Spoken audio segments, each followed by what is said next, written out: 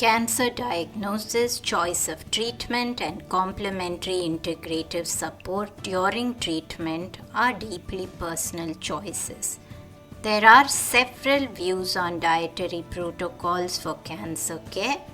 The very best protocols will be from those who have been cancer patients themselves and who have subsequently trained themselves professionally in order to bring you the best support.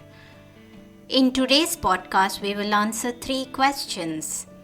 What are specific cancer dietary protocols? Do dietary protocols need to be followed even when cancer treatment is over? How do you bring in the right juicing to support recovery? Maya Simand is a colleague and someone who witnessed that miraculous epiphany during the time of her second cancer diagnosis, one that could have been fatal.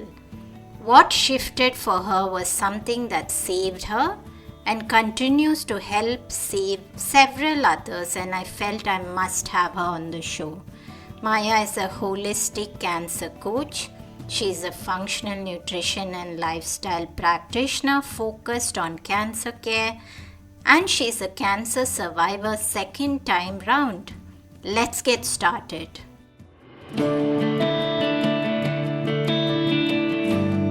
Hey everyone, I'm Deepa, light functional medicine practitioner, author and yogini, and you're listening to the Sleep Whisperer podcast, the only sleep podcast with conversations and meditations.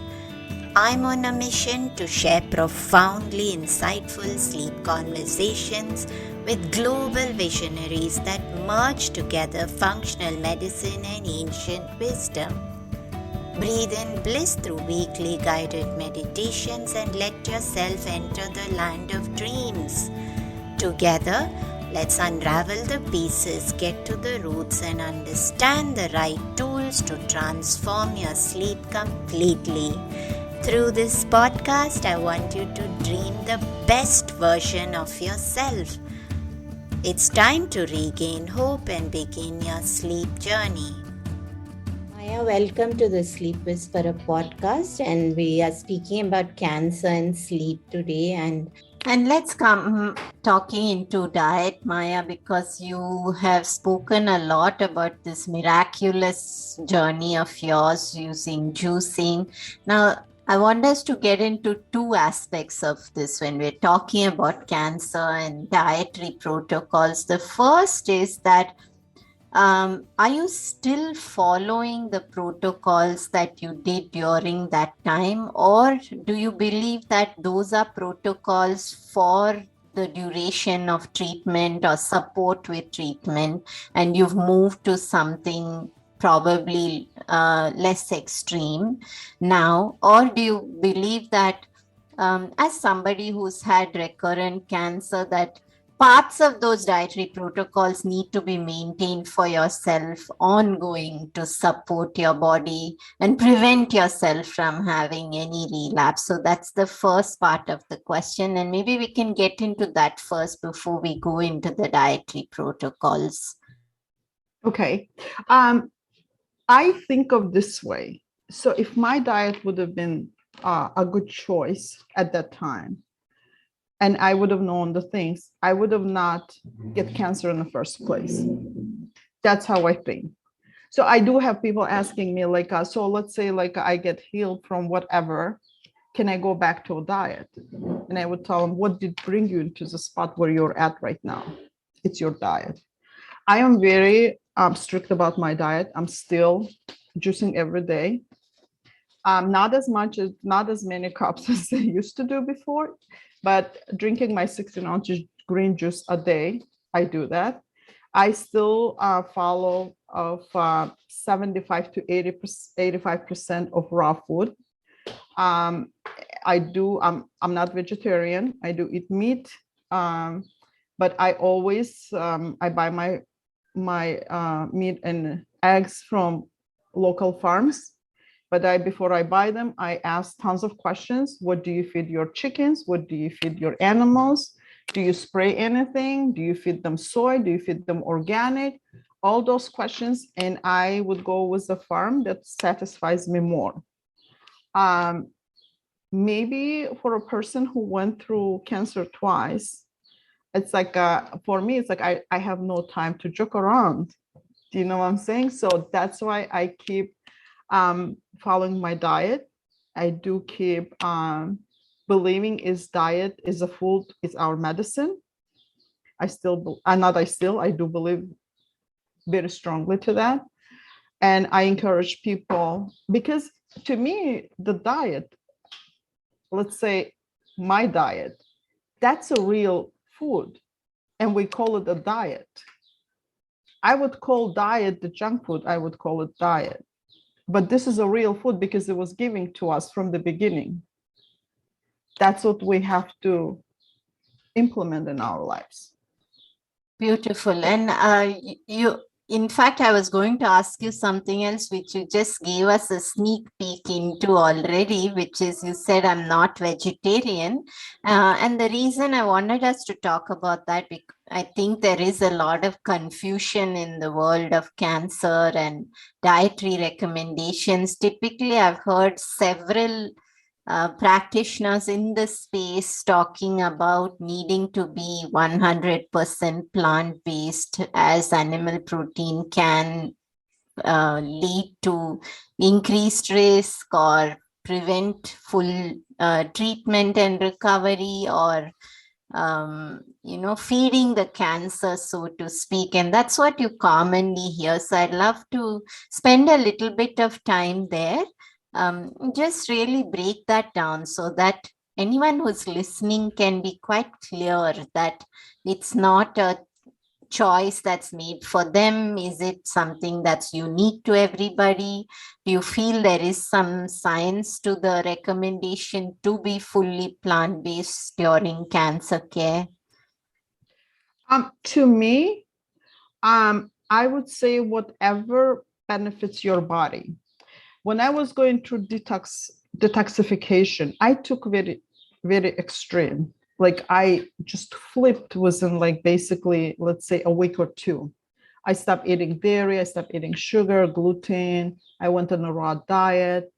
That was the first few months when I was going through detox. It did make me feel horrible first 2 weeks because I was going through detox process. I break out with like a blisters on my face. I just want to say, like, if the body is full of toxins, you will feel those experiences. You will get those experiences, headaches, like nausea, throwing up, detoxifying. There was a time when I was going through being on a raw diet that I would wake up in the morning and I had this like a urge of eating eggs. Then I would eat eggs. Then I learned to listen to my body. Like I knew we have to implement like the healthy diet has to be based on some protein, fiber, and fat. So my protein was a smaller portions at that time. My fat intakes was little also, but it would come from like, let's say, extra virgin olive oil. I'm just saying what I did it on myself. Everyone is so different. Again, with their own genetics, with their own like methylations and gene mutations and stuff like that. So for me, I would listen. There would be days when I would want to eat salmon. So I would eat salmon. So I would implement once a week an egg or a salmon for a dinner, for breakfast or dinner, it doesn't matter. And the results start coming up better and better. So that's what it worked for me. I would say that people have to work with their nutritionist and take that approach of what diet best fits their body.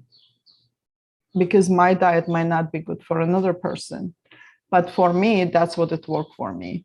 I am not, if it comes to me, I don't support like going on 100% vegetarian food, because we still need those fats, we still need those fibers, we need those big complex vitamins, which is so important and so crucial especially with the breast cancer. And the big complexes you don't get from anywhere, but more from animal products than any other, sources. So that's how I look at into the diet.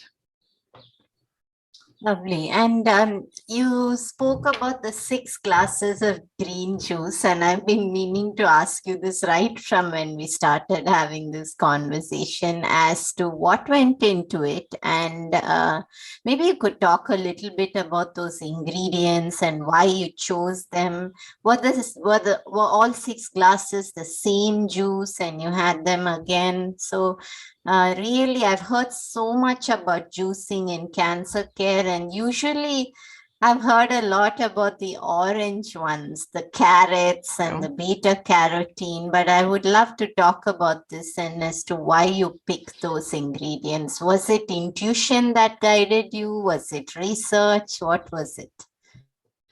I didn't do all green juice, all juices green juice. I was mixing them up. I would start my day with a green juice. And my green juice would be celery, kale, some spinach, not a lot of spinach, because spinach still has oxalate in it. So I would be a little cautious about it.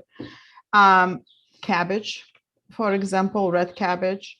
My green juice would be only all greens, like collard green, like a beet leaves, whatever I had at home or whatever I would buy that week for juicing. So those would be going into my juice, and then lemon.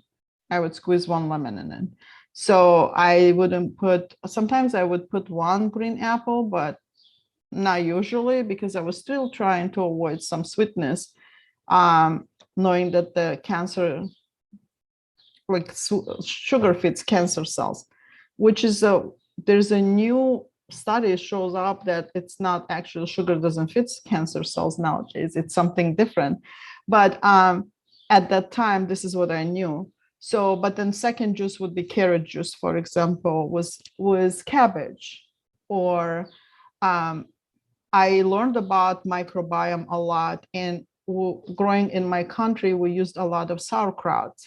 So, and then sauerkraut juice would be another cup of juice for me to build up my microbiome. Actually, it would make me feel so good. So I would love it to implement my own sauerkraut. Like through my entire journey, I just learned to make stuff myself, everything from scratch, because the trust wasn't there at the time. So the sauerkraut, beet juice, beet mixed with something else. So I would avoid sweet juices. Yes, I did. But I did not avoid carrots. Carrots were so crucial because of the beta carotene and other like nutrition factors on it. And I kind of followed semi-Gerson therapy at that time, not fully, but semi-Gerson therapy. So those were my juices throughout the day, drinking. They would be mixed. And it would depend on what kind of fruits and vegetables I would get at that time. And Maya, when you say juices, so you hear so much about the cold pressed juice, which removes all the fiber. Then there's some talk about adding some of that pulped fiber back into the juice. What would you do? It depends on a person. Like my daughter, she doesn't like anything with pulp, for example, right? But I don't mind drinking a juice with pulp. I wasn't worried about fiber that much, because throughout the day I would eat so much raw vegetables, just like munching on the carrots, munching on cauliflowers and broccoli. When I would go to work, I would just grab this like a big Ziploc plastic bag of like cauliflower, broccoli, and stuff like, and I would just eat those all day long. So my fiber wasn't my biggest concern. So I was getting a fiber. It depends on the person, what they like. If they like to strain their juices, they could do that, as long as they get another source of fiber. And I think the other question our listeners might want to ask is that, yes, they're getting fiber. They're probably eating vegetables and salads. So Why the juice as well on top of it? So what was the idea behind it? Is it just to help detoxification? Is it that it's quick nutrient absorption from those vegetables? Um, I Juicing was like to basically give my body those nutrients that I was depleted on. And there's no way I could eat so many fruits and vegetables throughout the day as much as I could get it was juicing. And my husband used to be an electrician, and one day we did this test with him. He took his like a little electrical device, and we cut the apple in half, and we put it on the apple, and the scales start like shifting a little bit. So you could say that like that fruit apple had energy, right? And then we tried to do an baked potato. It was just standing still. So to me, is a living food. Is like Love our that. I yes, love that. right. Our cells are all living cells in our body. So if we give them a dead food, what is it going to happen to a cell? So for me, giving a living food, that's when you replenish your body with all the nutrients that your body needs to function properly. So that's how I look at the fresh fruits and vegetables as a living food. And we spoke about the juices, the 6 glasses a day, and then the lots of cruciferous vegetables you carried. Apart from that, what did the diet comprise? Okay, my diet was like I did consume a lot of cruciferous vegetables because they were like they are anti-cancer, of course. There's a one thing that people have to know: by consuming a lot of cruciferous vegetables, they require iodine, and they take the iodine from the thyroid to get digested and breaking down. So I was adding some iodine into my food. That's in like I would add like either kelp powder in my juice, spirulina powder in my juice to get that iodine levels up, or there would be days I would just take a couple of drops of iodine. So that's another thing yes, I did consume a lot of cruciferous vegetables, and they're still a big part of my day as of today. I do make big salad bowls.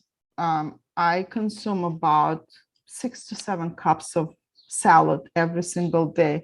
This is beside the juice. This is beside my morning, let's say, chia bowl. It's all raw. So I make my own like plant-based yogurts that I use as a for to build up my microbiome. I'm not a big follower on supplements, so I try to get everything from the food as much as possible. Yes, I do take supplements, of course, but the food is the first thing that I would think of getting from. So my day based on like morning chia bowls, like was fermented chia seeds, flaxseed, and some nuts. So I ferment as much as I can. So sometimes eggs with salad in the morning, two sunny side up with my favorite eggs. So I would eat that was a big salad. It happens to be when I drink my juice in the morning, I just have 2 meals afterward, which is lunch and the dinner about 5:30, 6 p.m. And that would be it for me. During the dinner, I would do some red potatoes, maybe again, salad, like always. And sometimes we would have chicken or piece of meat or fish, whatever like available. So that would be the dinner. And the $1,000,000 question, Maya, because you spoke about removing gluten, and through our conversation about the diet for cancer recovery, you didn't mention a single grain. So let's talk a little bit about your thoughts on grains during cancer treatment. I avoided all the grains. The only grains I consumed, the ones that I sprouted. I did sprout, for example, buckwheat, and I would eat it in a raw form. I did sprout oats and I would just grind them and make a raw breakfast for myself. Lots of legumes and lots of grains. I would like a quinoa, for example. I would consume quinoa. Most majority of them would be sprouted. I learned a lot of sprouting a lot, and it just builds up this benefit. It's to a higher level. So that's why I sprouted a lot, and I still do. And I know that our listeners probably want you to teach us one way of sprouting. Maybe just tell us buckwheat or oat and how might we do that? Okay. Just before I would say that, I just want to say, I do not miss the gluten. I do not, because I eat so much. Sometimes I don't even have a space throughout the day, even to eat my salads, not yet talking about gluten. And the other thing I want to point out is the dairy. When I love cheeses, I always did, but I haven't been consuming them for past 7 years. But if I try here and there, if I, for example, come across a raw feta cheese, I would buy it. And my favorite meal is a tomato, avocado, and feta. If I would try a little piece, the next 2 days, I would feel rising in my hot flashes. So I know that affects my hormones. So that's why I don't consume that. That's the point I want to bring, to listen to your body, pay attention on the food, what you eat, because your body would tell you. So that's how I learned for myself. And I think, Maya, that's a very wise point to me, because a lot of times we do battle ourselves. We might feel those connections, but many of us at times we try to ignore it because we love that food so much. And I think we're all guilty of doing that sometimes. So I think what you are really trying to make a point is, when you get those feedback from your body, listen to them, honor them, and that's important. And of course, let's talk a little bit about sprouted buckwheat or oat. Yeah. So the sprouting is very easy. All you do is just rinse your grains and put them in a jar, and add a few drops of hydrogen peroxide into the water and leave it overnight. In the morning, you just strain the water, rinse your sprout, and leave them on the table. By rinsing twice a day for the next 3-4 days, and you will see little sprouts are going to grow, little roots, and then they turn into the green leaves. And that's when your sprouts are ready. So, and I would, for example, ground my buckwheat and make a morning cereal with it. I still do sometimes. The same thing with oats. I would do during the time of sprouting. There's so much it's like a growing life. It's a brand new life. It's growing. There's so much nutrients. So it's so rich in nutrients. 1 tablespoon of sprouted broccoli, it's like an entire whole head of broccoli. We won't sit down and eat that entire head of broccoli, but we can definitely eat 1 tablespoon of sprouted broccoli. Right. So that's how I sprout my seed. Why the hydrogen peroxide? Because I heard you say that, and I was thinking, when I usually sprout, I soak something in water, and then after a while I remove the water and then wrap it in a cloth and it starts to sprout. So is there a reason for the hydrogen peroxide? Hydrogen peroxide, I have read somewhere that it's just expedite the sprouting process. It makes it faster, and it's like a double oxygen. Basically, it's kind of gives them more life to a seed and become more potent. And plus, if there's any fungus or anything, it's just in the water or in the grains or seeds. I would just it won't go bad. Lovely, Maya. And any final words for us, especially connecting to sleep in terms of why you think your protocols improved your sleep? You did say that I wasn't looking for that. I was looking to heal myself, and the good sleep was more a bonus side effect from that Right. protocol. So, why do you think it helped you? And is there anything that you'd like to add for somebody who's going through this phase right now who might want to consciously improve their sleep? I just want to say, like, the nature had gave us so much to be well and stay well. Instead of going out there and searching for those supplements or I don't know, like, people are going spending money on something that it's giving to us for free, that learn how to use them. They were giving to us for a reason. And the other thing that I would like to tell people is, like, it's all would come to the choices you make. Make a wise choice for yourself. Don't be lazy when it comes to healing your own body. You don't have an extra body out there. Like, if this one goes off, you can go and grab another one and replace it. The only body we have. And my understanding is, like, I love myself. That now I could say, like, I do love myself because I nourish my body.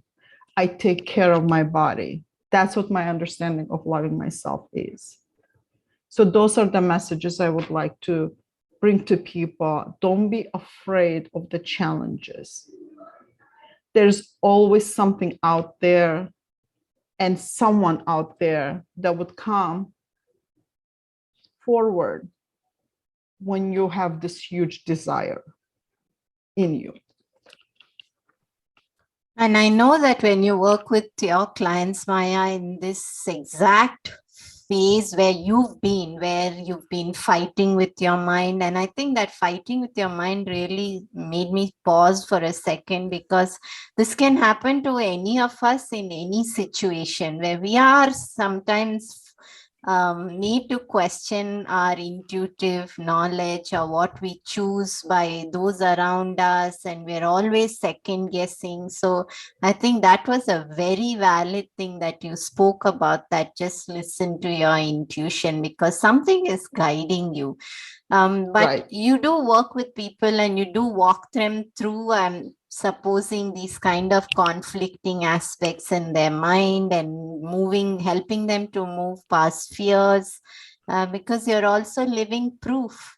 So where Yeah. can people find you if they'd like to have you hold their hand and work with them through this journey? Yeah. Finding with my mind was the hardest thing throughout my healing journey. I just can point that one, but it's doable. People can find me. I have a website, and I called my website 365 healthinsideandout.com, because we have to be healthy 365 days a year, from inside and from out. I'm also on Instagram at Maya at 365 Health Inside and Out. And on Facebook, was the same name, Facebook page. That's where the people could find me. Thank you for your time, Maya. It was a great conversation. Thank you so much, Deepa, for having me. In this episode, Maya walked us through the very specific dietary protocols which she used through her cancer treatment journey and beyond. While dietary protocols can seem unusual, the treatment journey is one that needs patience and professionals to think unusually. Maya lays down some very clear protocols, but do remember that even within that space, every single patient is unique. However, working with a trained professional like Maya herself, one who has been through the journey of a patient before becoming a professional, can be the very best support.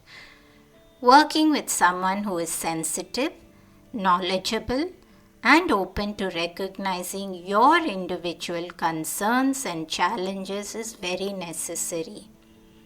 I hope this 2-part episode on cancer and sleep was useful. If you know anyone who will benefit from these episodes, remember to share it with them.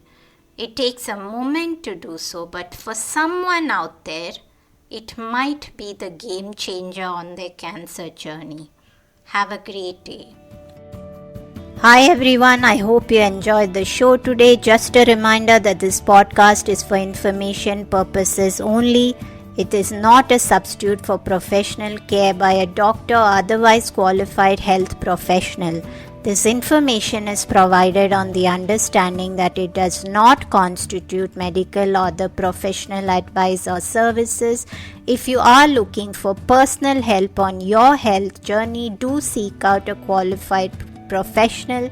Please do make your own healthcare decisions based upon your research and in partnership with a qualified healthcare professional. It is in no way intended as medical advice or a treatment or cure for any condition. Be sure to always directly work with a qualified practitioner before making any changes to your diet or lifestyle that may feel out of your realm of comfort or understanding. If you are looking for an allied functional medicine practitioner, do seek out more information on www.phytothrive.com. It is important that you have someone who is qualified and understands your health personally in order to provide adequate care, especially when it comes to chronic health conditions. Be sure to subscribe to the Sleep Whisperer podcast on your favorite podcast app to get each episode as soon as it launches.